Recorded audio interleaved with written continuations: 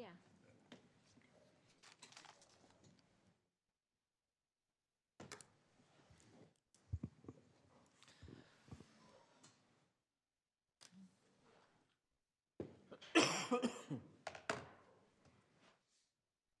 All right, I'd like to welcome everybody out to our City Council General Meeting for the City of Herriman on February 26, 2020.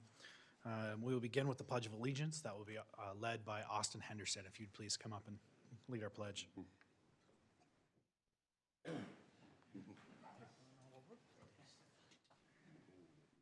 right, repeat after me.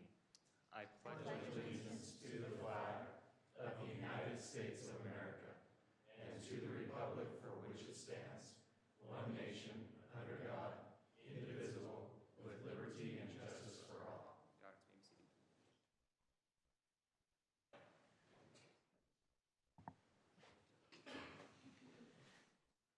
Thank you very much. We always appreciate all participation in our meeting. Any council comments and recognitions? I have just one quick one. Just wanted to actually say thanks to Wendy and all of the parks and event staff. I had the opportunity last night, finally took the opportunity on the last night to go ice skating before they closed. Went over there with my family. And they do a fantastic job over there, obviously, with the facilities and the staff that's in there in the rental booth. But really to the whole team, because, you know, it's hard for us at times with everyone's busy life to get out and actually enjoy those amenities that the city's put in place to do what it does, and that's a gathering place for our community and for our families. And just want to say thanks, because it gave us the opportunity last night as a family to get away and to spend some things. And what a unique setting that is that we have in our community to be able to do that, whether it's with family or friends or youth groups or whoever. There was all of the above there last night. But again, fantastic staff that do a great job in making that such a unique place. So I just want to pass on my thanks. Okay. Any further comments or recognitions? All right, we will move on to the public comment portion of our meeting. Audience members may bring any item to the City Council's attention. Comments will be limited to 2 minutes. State law prohibits the council from acting on items that do not appear on our agenda. Please note that please have public submit forms to the basket in the back of the room. So if you do have a form that you filled out, there's a basket in the back of the room, or please hand it to one of our officers who will take that from you. So this time we'll open the public comment section of our meeting.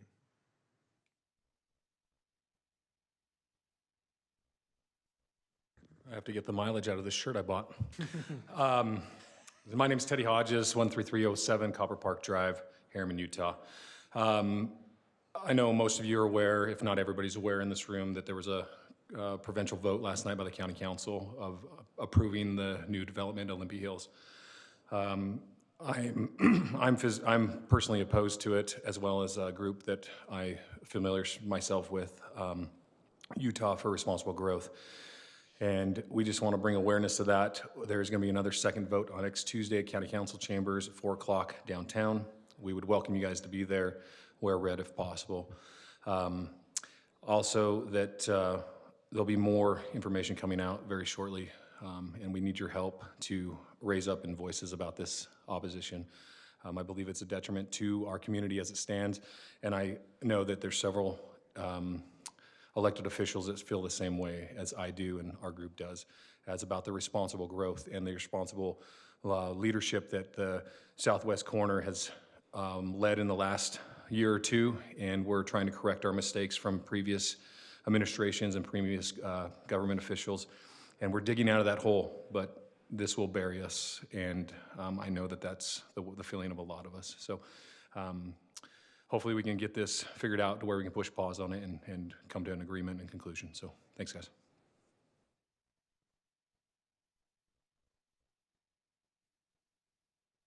All right, if there's no other comment, we will close the public comment portion of our meeting at this time. Do we have any City Council board or committee reports? The garbage board met on Monday. There'll be a change on all the new, in the future, there'll be a change on the recycle bins. They're going to imprint, it's like a flyer they can put on the can that shows the do's and don'ts.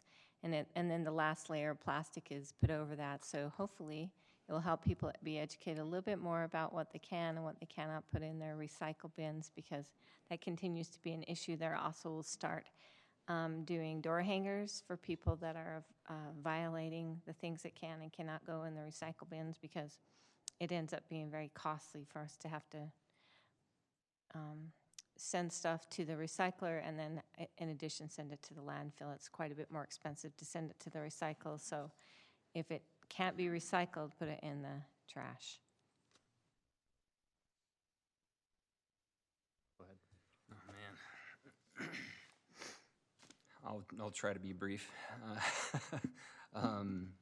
Unified Fire, UFSA, just on the UFSA side, Riverton City, I believe, voted last week to give notice to leave the service area. They're not leaving UFA, that's just the service district, so basically they'll collect their own tax money and pay the contract fee.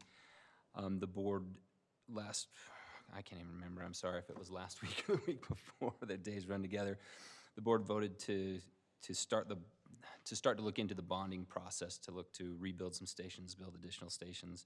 I did vote yes to that, to explore that option. At the same time, we've been talking, we also need to do our own internal financial analysis of whether to remain in the service district or to control that tax money under HCC and just pay the contracted price as well.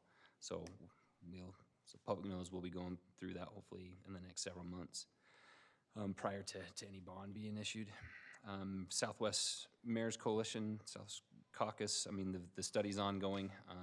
We're doing a lot of work to finish up the existing conditions report and well, I actually think we set a date for the first week of April.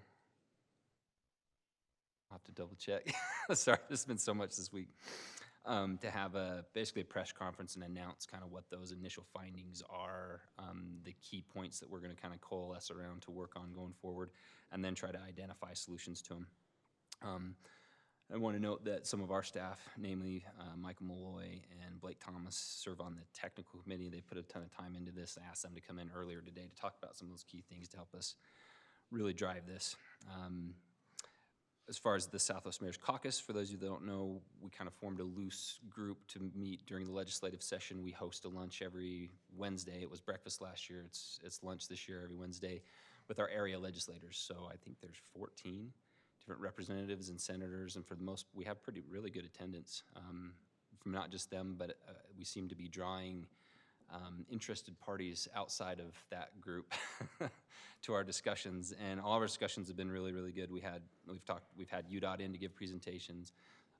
Jordan Valley Water just last week came in and told us, well, gave us the same information that we've had, but two interesting points there is when people use more water than land does. Converting to high-density housing there's one graph that shows single-family homes, even with conservation, uses less than half the total volume of water than a standard apartment building. And there's no wiggle room for conservation on the end. So the moral of that story was that we need to balance land uses, et cetera. Water is not an infinite resource. Their estimates are that if Olympia Hills is built to the densities proposed, that without bringing new supplies online, so not increased capacity pipes, we're talking new supplies stretching out farther and farther into the mountains, Strawberry Reservoir, Bear River, bringing those on 20, 30 years ahead of schedule. We'll run out of water in 10 years. That's just jaw-dropping. They also have not, that means hundreds of millions of dollars in taxpayer money to bring those in that much faster. They also kind of dropped a bomb on us, I don't think anybody really realized, is that they have not planned to provide water to the West Bench. It's never been in their plans. They've been told not to plan for it. It's not there. So some real serious issues there. Today we had good discussion with our area legislators on bills that they have going. Representative Candace Perucci, she's new to the position. She has been a dynamo working for our area. She represents Herriman. She has a bill, HB 305, that addresses kind of the issue we have with Olympia Hills. Salt Lake County is the only county that Olympia Hills can happen in. If it were proposed in any other county in the state, it would be illegal. They would not be able to do it.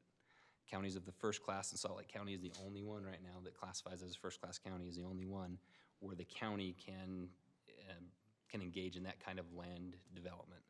So her bill addresses that and other issues, impact fees, et cetera. So it sounds like there's broad support from our area legislators. We may need public help as it progresses through the various committees, the House, Senate floor, et cetera, to reach out to those legislators.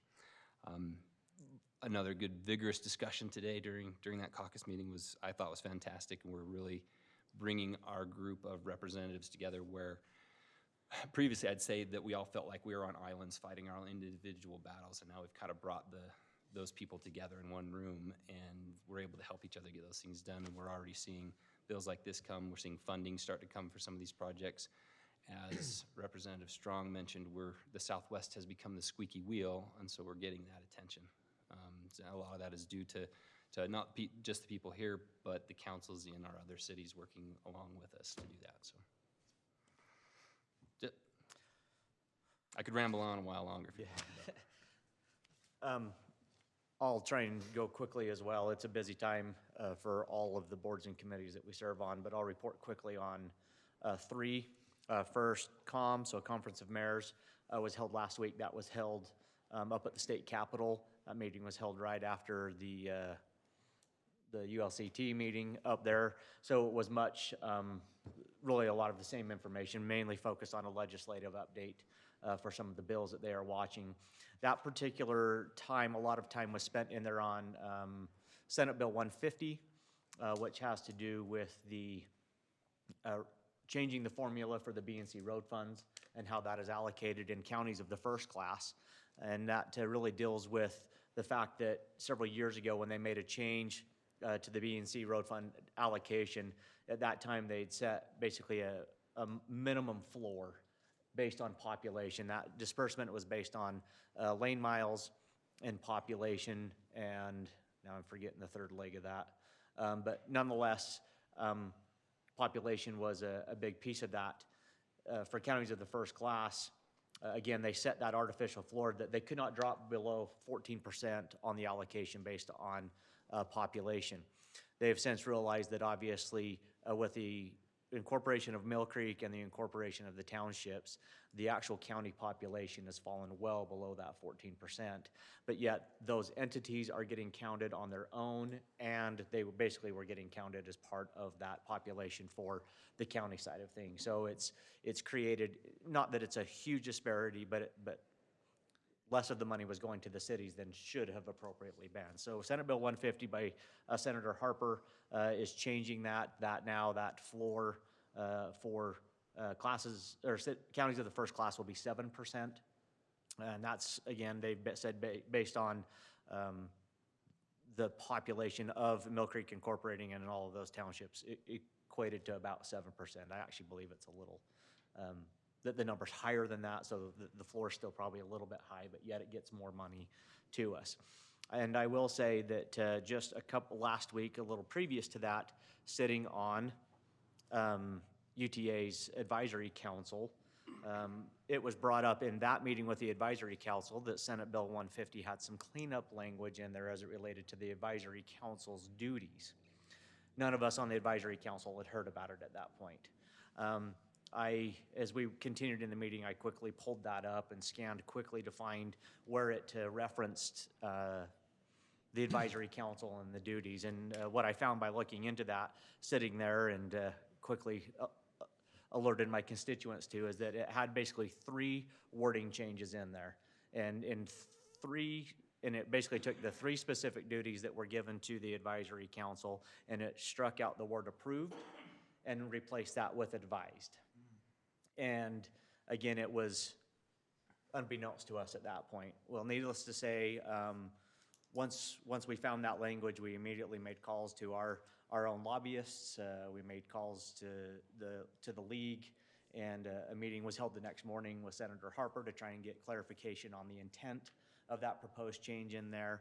The long story short is that was language that was proposed by some members of UTA, and that proposed change has since been rescinded.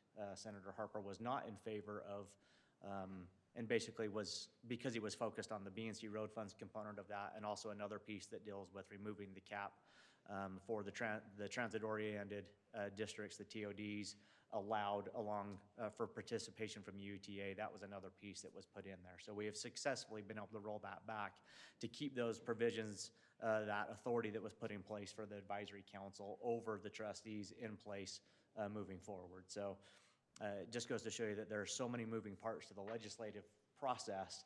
Things can be kind of slipped in there very easily if we're not paying attention. So moving from COM, again, a lot of focus on Senate Bill 150 and the B&C Road Fund distribution. I will now move over to TransCom, which obviously oversees the transportation allocated spending for Salt Lake County, really projects all along the Wasatch Front. The major thing that I will tell you to note there is that the current transportation plan for 2020 to 2025 contemplates a lot of large projects in there, and they're in the middle of that right now. Most notably Bangerter Highway and those improvements that are being made along Bangerter Highway to try and turn that into a freeway system. We've seen over the last couple of years some of those interchanges being done.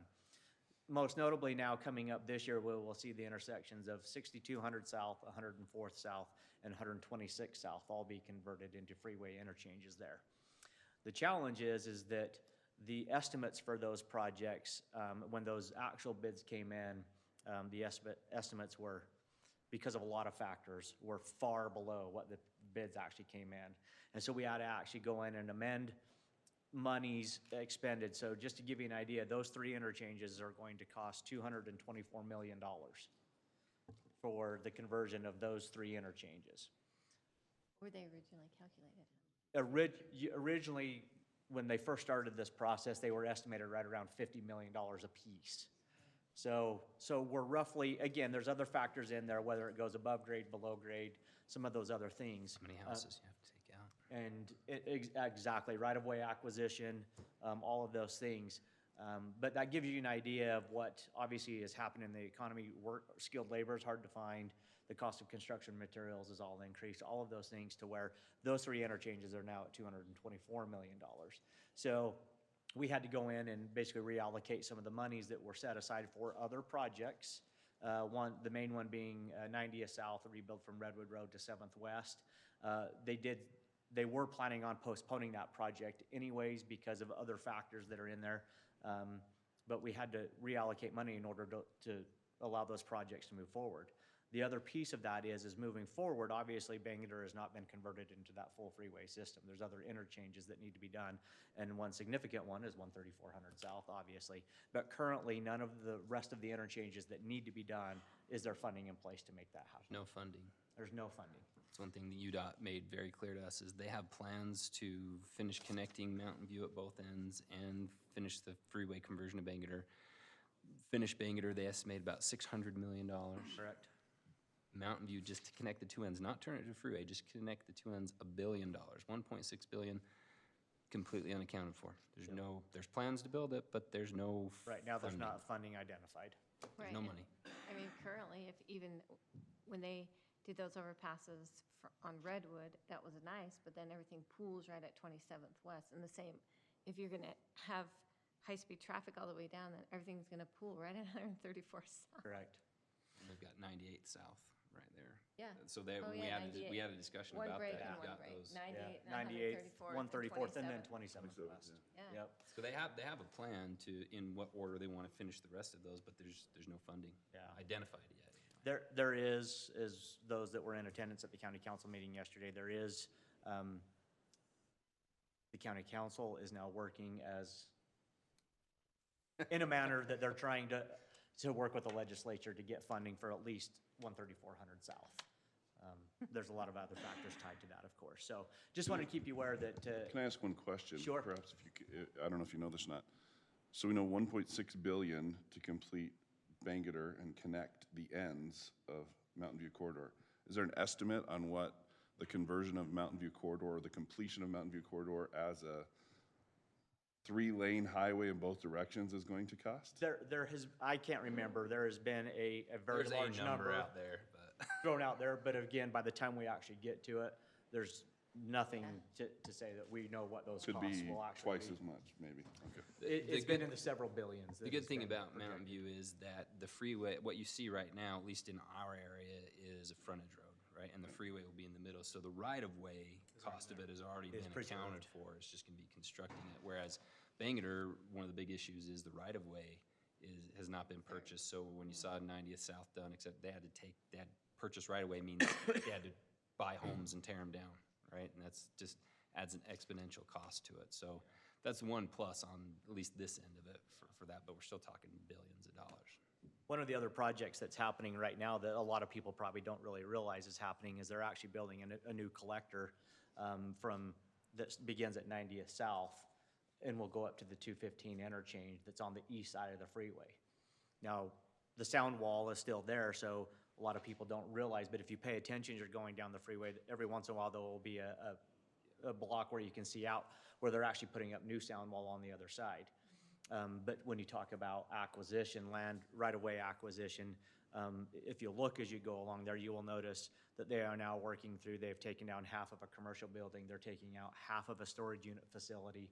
They're going through actually one of the county's rec centers right there along there, and then they have taken out an entire, everything that backed that sound wall. Every one of those homes are gone between 90th South and 7200 South to make way for that, and that shows how expensive these projects are when you don't preserve that right of way up front. So millions and millions. The last thing I will say, again, I've taken up enough time.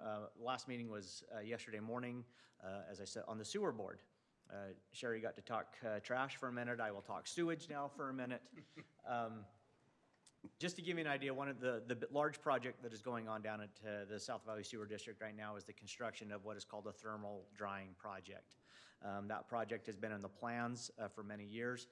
It's costing about $45 million total to construct, and the intent of this project is it will take that final waste that comes out, put it through a drying process to help remove the water out of there. Last month alone, just to give you an idea, last month there was over 4 million pounds of waste hauled out of the sewage treatment facility taking to a waste disposal site. So over 4 million pounds. 80% of that weight is water. And so we are working now, obviously, to try and find and be better at those processes. And there is a large construction process taking place on site. Again, it's remote where a lot of people won't see it, but if you look over there, you'll see a few cranes up building this thermal drying project, which again is intended to take most of that water out and reduce significantly the amount of waste that we're producing and have to haul off-site. And now, once you get it down to that dry, more refined process, there is some potential of some other uses actually being used for it. But this just goes to show you, as we talk about water usage and we talk about our landfills, all of the processes that we have to continually look out and look for to help us become more efficient in the way that we do business and how do we preserve our resources moving forward. Once that thermal drying project is complete, it will be just a few short years before they anticipate needing to build the whole second half of the sewage treatment facility down there. That has been planned. The first half of that has been built. That handles 15 million gallons a day of treatment in there, and they are already diverting flows to the to South Valley, away from Jordan Basin. And so we will start planning the next phase of developing to take that up to its full design capacity of 30 million gallons a day. So it goes to show how much growth we have and the needs we have. So thank you for lots of boards. Let me see one more. I'm just was officially put on the water board, and so I haven't been officially to the first meeting in that capacity, but we are offering classes at Herriman. They're the Localscapes classes. And somebody remind me exactly the dates of those. But I would just encourage people to, as many people as could attend those kind of things and try to implement those types of things into your landscape. So they start March 7th at 9 in the morning. And then there's subsequent, there's another one March 28th. So it looks like we're doing about one a month. Okay. And I believe they've been out on social media and in the newsletter. I've seen them there. So I would just encourage people to participate in those and really look into that program because it's very beneficial. And Jared brought up the point about running out of water. And even if we don't start preserving, we have a problem. So we have to do a better job of not having such a huge high spike in the summer of just simply watering grass. All right, if there's no further reports, I think that's quite enough. quite enough. We'll move on to item 7.1, a proclamation honoring police service dog Hondo. I'll turn the time over to Councilman Shields on behalf of our city council. Down there, up here. Before I come down, just wanted to take a moment.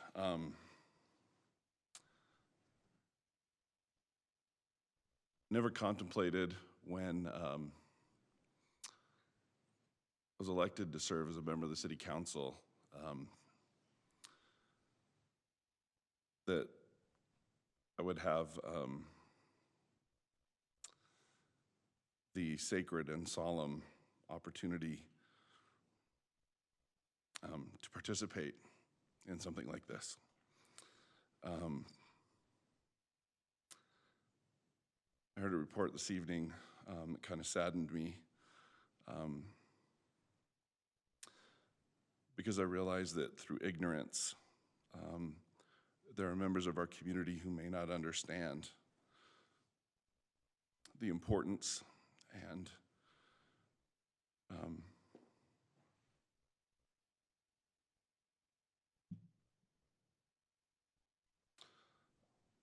honor that is due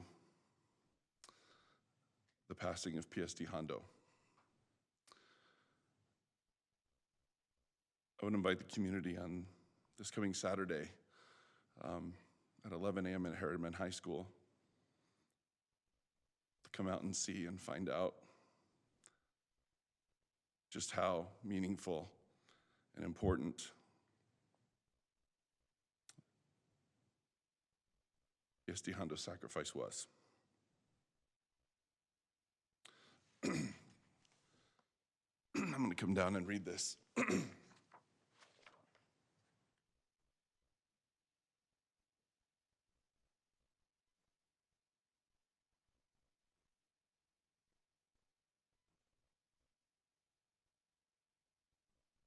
and read this.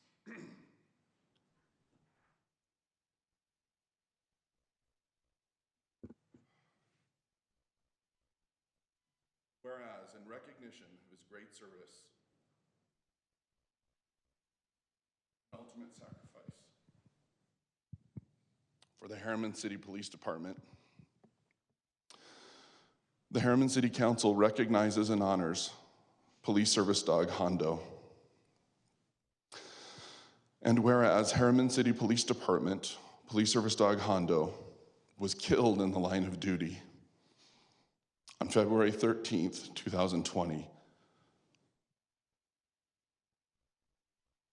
while protecting his partner, Sergeant Ben Ricks, and others from imminent danger.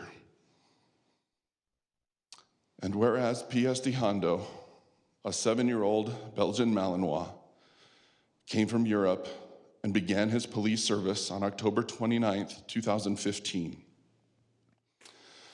PSD Hondo was highly decorated in his career, winning many titles and awards at both in-state police canine competitions and annual international canine trials.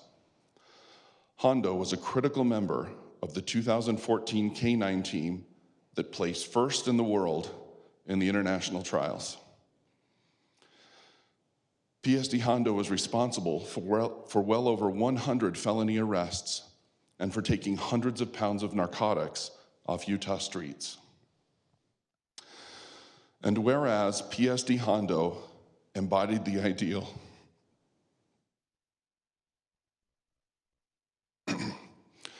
the true warrior fights not because he hates what is in front of him,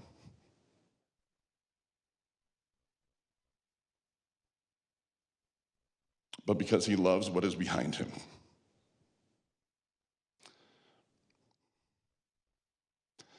PSD Hondo was a true warrior,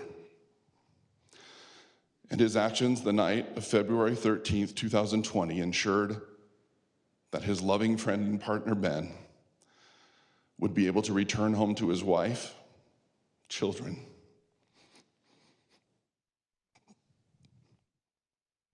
and the Herriman Police Department family. And to now, therefore, do we, the Herriman City Council, commemorate Police Service Dog Hondo today, February 26th, 2020. With that, I will make a motion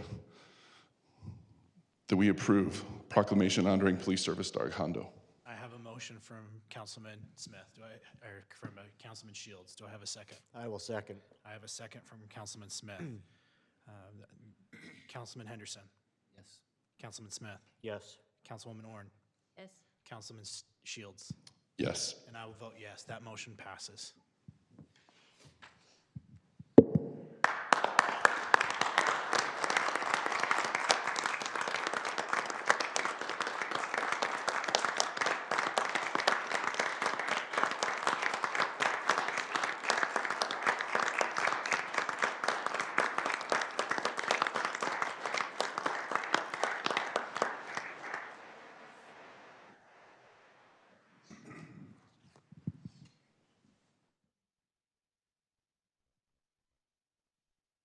On behalf of the City Council, I'd like to present you a copy of the proclamation.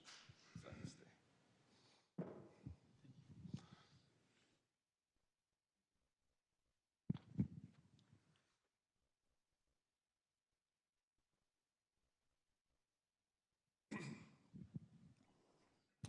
Sergeant Ricks, if you and your family would feel comfortable, we'd like to come down and have some photos with you to commemorate this event.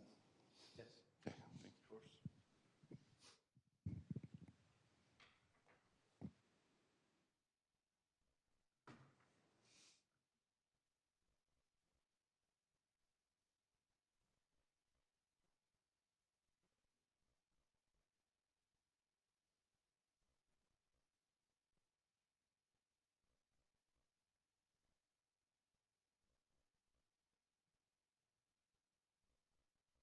One, two, three.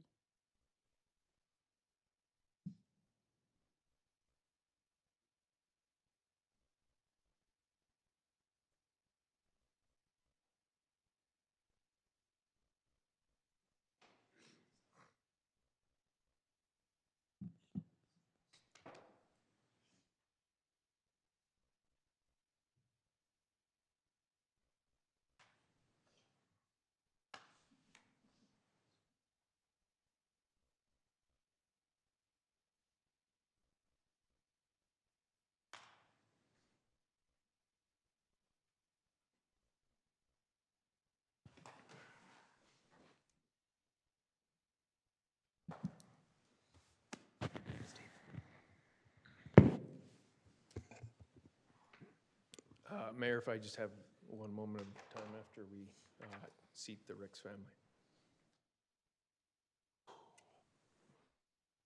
As is tradition, typically in these situations, command staff will receive many donations and other items. In this case, Mr. David Elders approached us with a very nice plaque that he had also done one for Dingo, one of our other PSDs that was killed in the line of duty. If I could invite him up and give him just a second.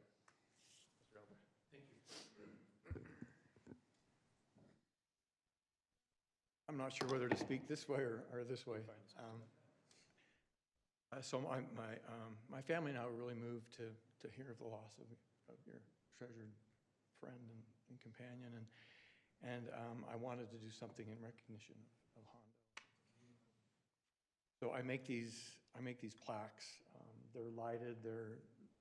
I got a CNC machine about a year ago and started doing this kind of stuff, and so I'd like to present this to you. This is, it says Hondo, fallen hero, Herriman City Police, never forget, end of watch. And we just want you to know how much we appreciate your service and the service of your dog and how much we feel the loss of a treasured friend. I know what it's like to lose that, so I'd like you to have this.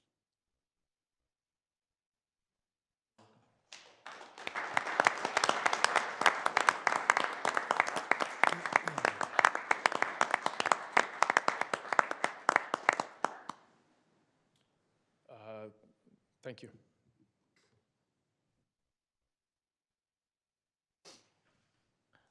If I can I make a comment?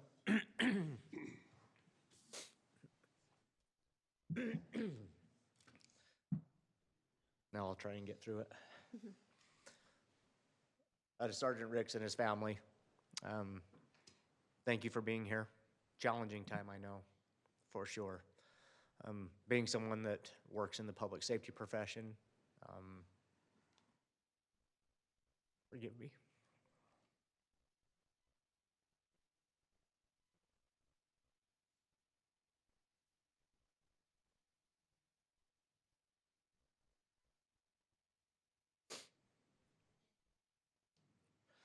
Most of the time, it doesn't even matter in the public safety profession if you know the individual personally.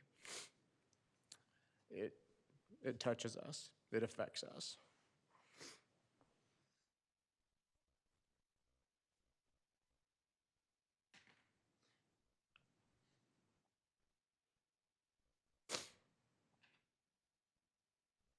But unfortunately, myself and all the other colleagues sitting behind you tonight have felt that personal loss as well.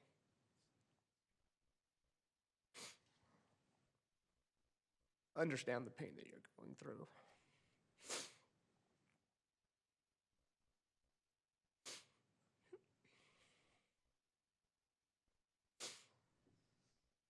Just know that we grieve with you. We're here to support you and recognize the sacrifice that has been made and how it affects you and your family, and know that we're here to support you. Thank you.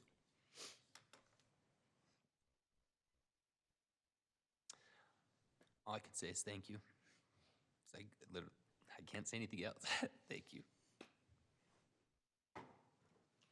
I too will say thank you, but if I talk, then I'll cry, so I'll just say thank you.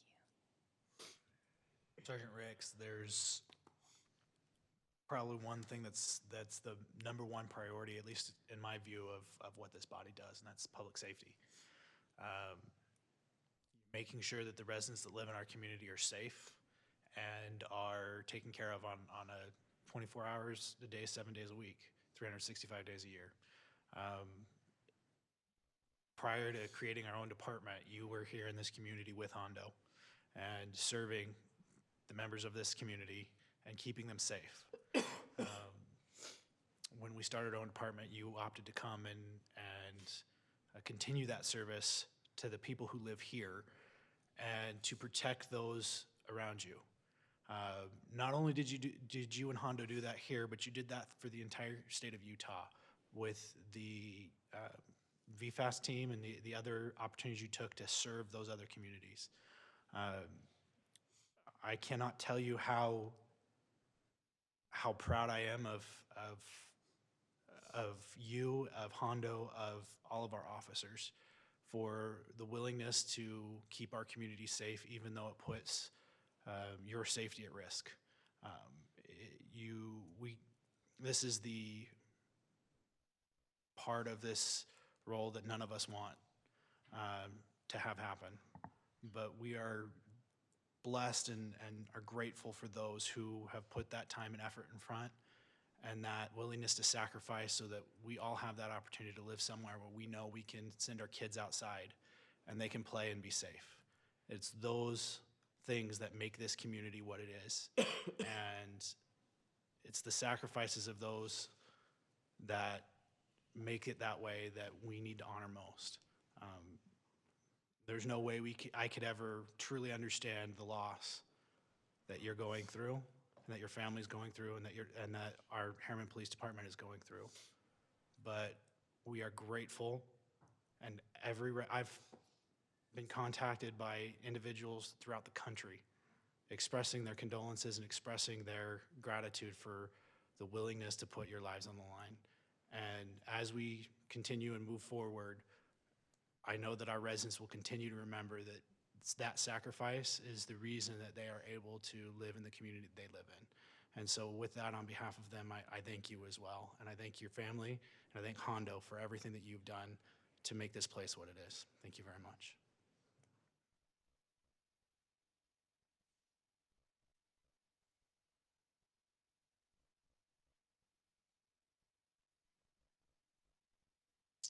might I suggest that we take a brief recess? Okay, we'll take a 5-minute recess.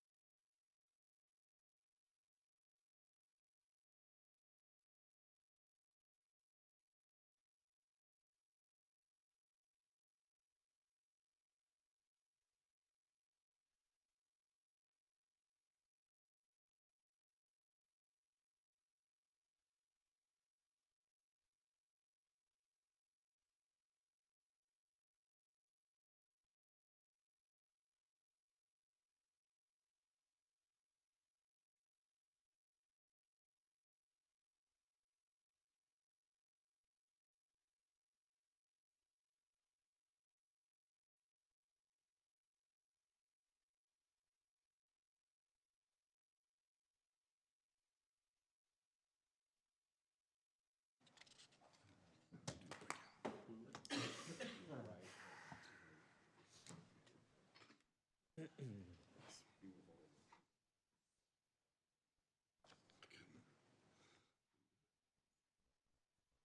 to be stuck, I couldn't.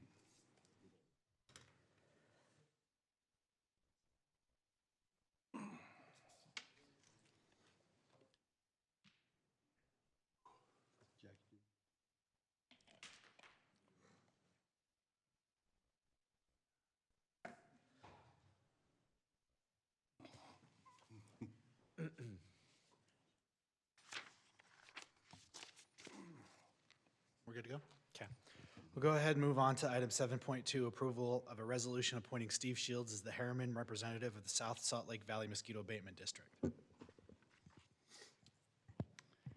Well, the comment about this is really, Councilman Orn has took another assignment with the Jordan Valley School, Water Board, if I get that right. And because of conflicts of meeting times, she felt to represent the city well, she needed to vacate her position on the Mosquito Abatement Board. And the council gave direction to put Councilman Stephen Shields on that board. Any discussion by the council? Well, to be clear, it was that Jared was much quicker on the nomination front than. I didn't know that was an official nomination, but I'll take it. I like where this has gone. One, obviously, I know Sherry really enjoyed serving on this board. I know she's sad to give it up, but I think we have a good opportunity, obviously, for her to be appointed to the Jordan Valley Water Board, and what we can do there, and that frees up, obviously, opportunities for others to serve, and Steve has expressed, obviously, a willingness to do so. So with that, I'll go ahead and make a motion to approve resolution number R052020, appointing Stephen Shields as the Herriman representative to the South Valley Mosquito Abatement District. I'll second, noting that the official motion was not me.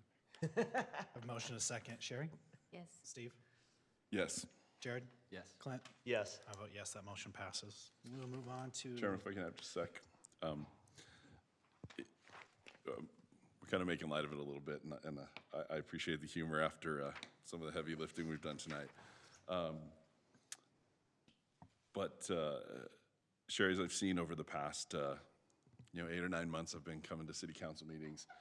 I've appreciated the level of attention and seriousness that you've given your service on the mosquito board, and I don't want to overstate it, but it is it's an honor to follow in your footsteps. I appreciate what you've done. You've been a good example, and I'll do my best to live up to it. You'll do great. Okay, we'll move on to item 8, the consent agenda. Thank you. I'll make a motion to approve the consent agenda as written. I'll second, noting for Alex's sake that we made that change to the spelling error. Awesome. All right, we have a motion and a second. Steve? Yes. Jared? Yes. Clint? Yes. Sherry? Yes. I vote yes, that motion passes. Can I make just a quick comment on 2 items there that we've just approved there? One, again, want to applaud the efforts of our youth council. Phenomenal group, another committee that Sherry has taken great leadership and ownership in, phenomenal group of those that are developing those characteristics and what they've done on item 8.4 with, coming up with their own charter, their own logo. I think it really speaks to the quality of the individuals and the youth that we have in our community, and I applaud you guys for taking that initiative and being here tonight to see that project all the way through. So congratulations on that. Lastly, I just wanted to make a comment also on 8.5, which was the adoption of a revised organizational chart. Obviously, there's as a growing city, there's changes that need to be made to help stay fluid and to stay up with the growth that comes with there. And that's going to continue to happen over time. The one thing that I just wanted to mention, and Brett knows that I'm going to mention this, is on there as it calls out public safety specifically on the org chart.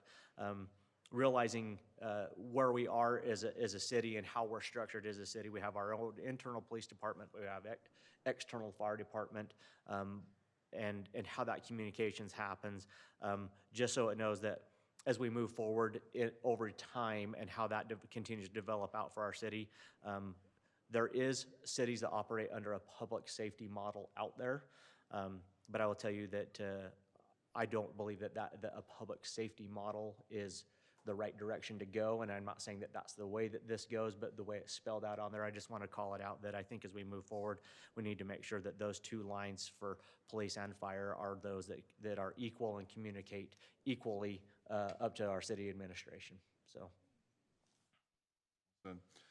I might just add a word too, as we were contemplating this process, this was something that we kind of knew was needed. Brett had been kind of circulating some ideas around this for some time. And just for the sake of the public and especially for our Herriman City employees, the members of the council sat down and debated this, and we were unanimous in support of this change and in empowering our city manager to execute these changes. And so we just want you to know that we're on board. We know that our staff is going to rise to the occasion to fill in these new positions. We're excited for some familiar faces with maybe some new names, new titles. But we're excited to see where these changes help move the city forward. There's a lot of things going on right now and a lot of opportunities that we have. And I think that now we're going to put the right people in the right places to help us take advantage of those opportunities. And I think we have a bright future ahead of us. So thanks, Brett, for all your work. Thanks all the members of the city staff that obviously have had some turmoil with some of these changes. But we want you to know we got your backs too. So keep up the good work. Thank you. Anybody else like to make comment on their vote? Okay. Good job, boys. All right, we will move, so that brings us to the end of our meeting, of our general meeting. Our next meeting will be March 5th for the Planning Commission at 7 p.m. March 11th will be the City Council's next meeting, starting at 5 p.m. with the work meeting, and 7:30 or 7 for the general meeting? Should be 7:30 for the general meeting, as we have changed our start time for general meeting to 7:30 moving forward. We do have the Herriman Harmonics musical parody show on February 27th through the 29th here at Herriman City Hall. Those do start at 6:30 p.m.